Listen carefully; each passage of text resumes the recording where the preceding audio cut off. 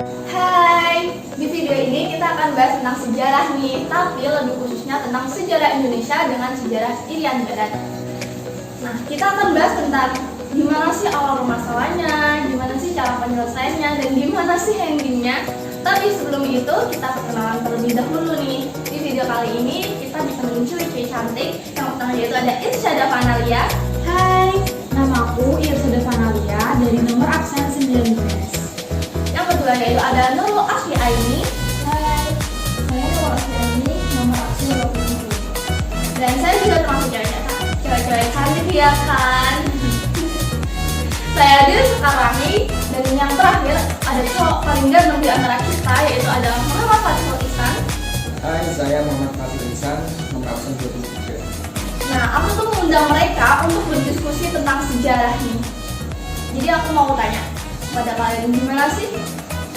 Apa sih yang terlintas di pikiran kalian ketika mendengar kata Irian?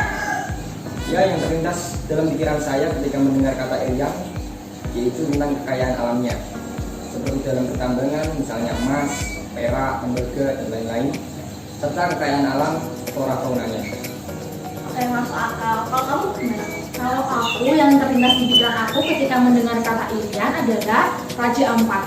Karena aku sering lihat di instastorynya selebritis, mereka sering berlibur ke Raja Ampat, dan di sana tuh cantik banget pemandangannya. Oke, kalau untuk kamu gimana? Kalau aku sih, Papua itu surga kecil. Karena Papua itu memiliki keindahan alam yang tak terbatas. Selain itu, Papua juga memiliki kekayaan alam yang melimpah, sehingga daerah tersebut itu menjadi daya tarik bagi negara lain, terutama Belanda, untuk menguasainya. Oke, masuk akal. Jadi gini nih ceritanya. Awal Indonesia merdeka itu kan pada tanggal 17 Agustus 1945.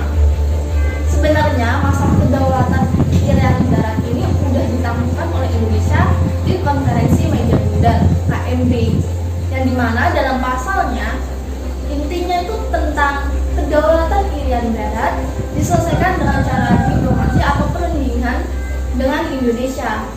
Dari pasal itulah Indonesia menjalani perundingan. Perundingan yang pertama yaitu perundingan UNI yang dilaksanakan di Jakarta dan di Belanda, dilakukan secara bergilir, tapi perundingan itu gagal. Indonesia nggak nyerah sih sampai di situ. Indonesia itu mengajukan perundingan lagi di sidang PBB, tapi semua diplomasi itu gagal juga. Sampai di mana Indonesia melakukan konferensi Asia Afrika yang hasilnya itu cukup efektif, yang membuat Belanda itu melunak mau melakukan diplomasi. Tapi setelah melakukan diplomasi selama bertahun-tahun ya, bahkan puluhan tahun, tidak kunjung mengembalikan Irian Barat dengan Indonesia. Padahal Indonesia itu ya sudah berjuang sejak tahun 1957, mulai dari perampasan perusahaan milik Belanda oleh buruh, menghindari anarki, KSAD, Nasution, dan bahkan Belanda itu memutuskan hubungan diplomatik dengan Indonesia bahkan yang memutuskan, bukan Belandanya ya. Nah, lebih tepatnya itu pada tanggal 30 September 1960 pada sidang PBB yang membahas tentang Irian, Soekarno itu berpidato dengan judul pidatonya Membangun Dunia Kembali, yang dimana pidatonya itu berbunyi, kami telah berusaha untuk menyelesaikan masalah Irian Barat. Kami telah berusaha dengan sungguh-sungguh dan penuh kesabaran dan penuh toleransi dan penuh harapan. Kami telah berusaha untuk mengadakan hubungan bilateral. Harapan lenyap, kesabaran hilang, bahkan toleransi pun mencapai batasnya. Semua itu kini telah habis dan Belanda tidak memberikan alternatif lainnya kecuali memperkeras sikap kami. Nah, seperti itu pidatonya. Ada yang tahu nggak namanya kayak gimana? Kalian ada yang tahu nggak? Ya, dalam pidatonya Presiden Soekarno pada tanggal 30 September tahun 1960 memberikan dampak dibukanya kembali perdebatan tentang Irian Barat di PBB. Dalam perdebatan tersebut muncul satu usulan dari salah satu wakil Amerika Serikat yang bernama Ellsworth Bunker. Dalam usulan tersebut berisi bahwa agar pihak Belanda menyerahkan kedaulatan Irian Barat pemerintahan Republik Indonesia. Secara prinsip, usulan tersebut disetujui oleh pemerintahan Republik Indonesia. Tetapi Belanda lebih menginginkan untuk membentuk negara Papua terlebih dahulu. Keinginan Belanda tersebut disikapi Soekarno dengan politik konfrontasi disertai dengan ulang tangan, Palu Gada disertai dengan ajakan bersahabat. Setelah upaya merebut Irian Barat dengan diplomasi, politik konfrontasi, dan ekonomi tidak berhasil, pemerintah Republik Indonesia menempuh dengan cara yang lain, yaitu dengan konfrontasi militer. Dalam rangka ini, Indonesia pada awalnya mencari bantuan ke negara-negara blok barat, khususnya Amerika Serikat, tetapi tidak membuahkan hasil yang memuaskan. Kemudian upaya ini dialihkan ke negara-negara blok timur atau komunis, terutama Uni Soviet. Melihat perkembangan persiapan militer Indonesia, Belanda mengajukan nota protes kepada PBB bahwa Indonesia akan melakukan agresi. Belanda kemudian memperkuat kedudukannya di Irian dengan mendatangkan bantuan dan mengerahkan kapal perangnya ke perairan Irian Barat. Salah satunya yaitu kapal induk Karl Bormann. Iya benar, Belanda tuh masih kuat gitu. Pada akhirnya sampai terjadi pertempuran. Tapi sebelum pertempuran, kayaknya dengar-dengar itu ya, itu terjadi rapat raksasa. Ada yang tahu nggak gimana ceritanya rapat raksasa itu? Saat Indonesia ini berjuang untuk kebebasan Irian Barat, tanggal 19 Desember tahun 1961, Presiden Soekarno membentuk rapat raksasa yang ada di Jakarta.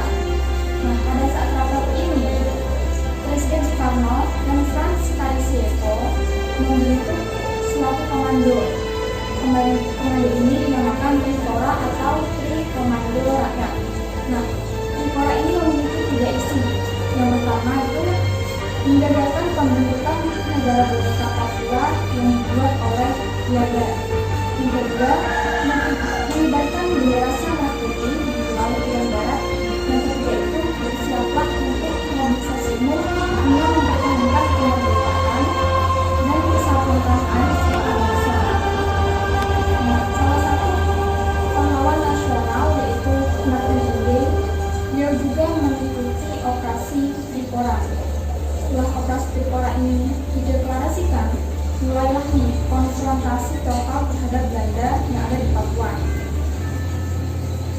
Namun Presiden Soekarno ini dengan sigap mengambil tindakan, yaitu dengan mengeluarkan putusan tentang Komando Mandala. Nah, sebelum Komando Mandala ini fungsinya dijalankan, saat itu pasukan Indonesia melakukan penyusupan ke daerah Irian Barat.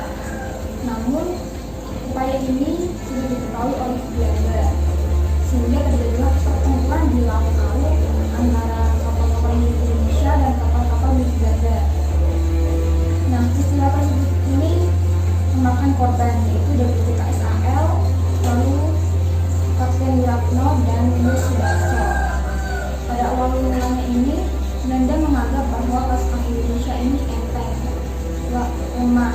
Tapi saat Indonesia melakukan infiltrasi ke Irian Barat, Indonesia berhasil menduduki kota di Penanggungan. Nah, pertempuran itu sampai bikin Amerika turun tangan gitu, menyuruh Belanda supaya mau melakukan perundingan karena alasannya Amerika tuh nggak pengen atau terseret dalam konfrontasi Pasifik Barat Daya. Ya, terus lanjutannya tuh kayak gimana tuh? Nah, dari tekanan Amerika itulah akhirnya ditandatangani perjanjian antara pemerintah Indonesia dengan pemerintah Belanda di New York. Perjanjian itu dikenal dengan nama Perjanjian New York. Isi dari Perjanjian New York adalah penyerahan pemerintahan Irian Barat dari pihak Belanda kepada PBB. Untuk kepentingan itulah akhirnya dibentuk UNTEA atau United Nations Temporary Executive Authority yang akan menyerahkan pemerintahan Irian Barat kepada pemerintah Indonesia. Namun, berdasarkan perjanjian New York, Indonesia berkewajiban menyelenggarakan PAPERA atau penentuan pendapat rakyat di Irian Barat sebelum akhir tahun 1963. Nah, PAPERA ini semua pihak harus menyetujui apapun hasilnya itu. Kemudian tindakan selanjutnya adalah pemulihan hubungan antara pemerintah Indonesia dengan pemerintah Belanda dengan cara mengembalikan kedutaan Belanda di Jakarta, begitupun sebaliknya kedutaan Indonesia di Den Haag. Nah, setelah tanggal 1 Mei 1963 sesuai dengan perjanjian New York, secara resmi dilakukan penyerahan pemerintahan Irian Barat dari UNTEA kepada pemerintah Indonesia di Kota Baru atau Hollandia atau sekarang dikenal dengan nama Jayapura. Dengan begitu, akhirnya berakhirlah perjuangan Indonesia merebut Irian Barat. Nah, tapi Indonesia kan berkewajiban nih menyelenggarakan PAPERA. PAPERA tersebut dilakukan dengan 3 tahapan. 3 tahapan ini akhirnya sukses dilakukan oleh Indonesia. Hasil dari PAPERA kemudian diserahkan oleh Duta Besar Ortiz di New York untuk diserahkan pada sidang PBB pada tanggal 19 November 1969. Nah, sidang umum PBB ini akhirnya menerima hasil dari PAPERA yang katanya sudah sesuai dengan isi perjanjian New York.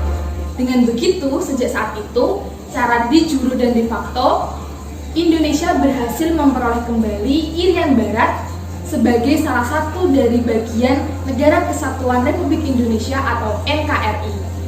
Nah, jadi gitu deh teman-teman, perjuangan Indonesia tuh panjang banget ya, sampai tahun-tahun bahkan puluhan tahun. Nah, udah paham kan sekarang teman-teman tentang sejarah Indonesia dengan Irian Barat?